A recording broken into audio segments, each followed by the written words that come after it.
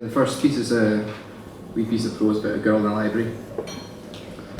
She sat across from him, humming a soft tune under her breath. It was something simple and distant that she'd no doubt heard in a cafe or bar, and whether it was a note she'd hit or the song itself, we couldn't be sure, but it struck a chord. Like the chiming of a church bell at the first light of a spring morning, as the swallows danced their way into the dark day and the sun's peak its weedy head above the dew-heavy hills. And with it came a hit of fresh air, and a chill that ran its way down his spine, as might often be associated with such a morning. His eyes caught hers just for a moment, and her blush lit up rosy cheeks in a way that made him melt a little inside. She stopped humming too, but the feeling didn't leave him, and in fact in the song's absence the breath caught in his throat dry and icy, as if the morning had been one belonging to the death of winter rather than the birth of its child. And then she sang. Her tones were smooth and undulating, wrapping him tightly until he could do nothing to help himself but stare in rapture. There were people all around them, noses pressed so hard into their books he felt sure they might be secret solvent addicts, fixing for some glue the only way they could in the bindings of ancient tomes. He felt a brief pang of sadness that they were so oblivious to such a voice, he thought it too rich not to share. But it didn't matter. His pen was clutched so tightly between thumb and forefinger it might have burst was he not so inclined to keep it whole that he might write this all down later.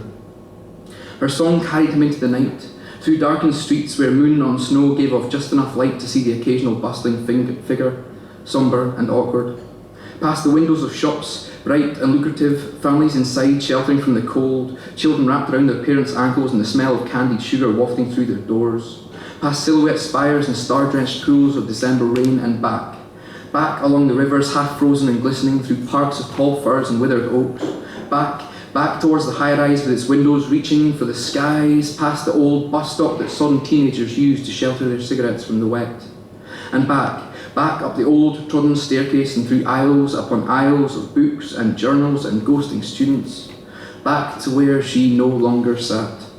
Back to where an ink pool widened as black ran from a broken pen, back to where it didn't matter that he couldn't write any of this down anymore. Back to where a boy smiled, and back to somewhere not so far off from a girl, smiling too. Thanks.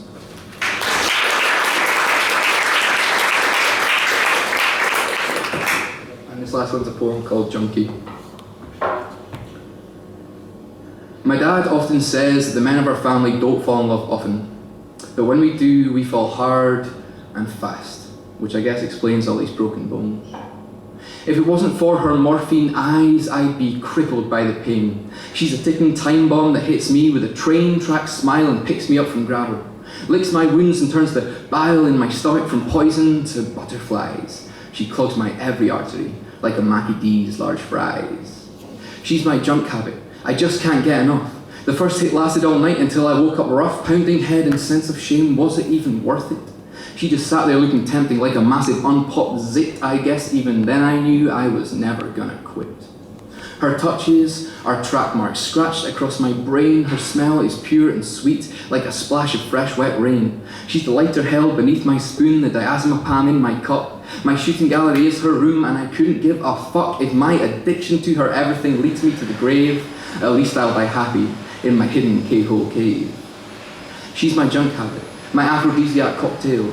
She's the reason my bones creak and why my heart's so frail. A kiss from her could numb your gums blown from 50 miles away.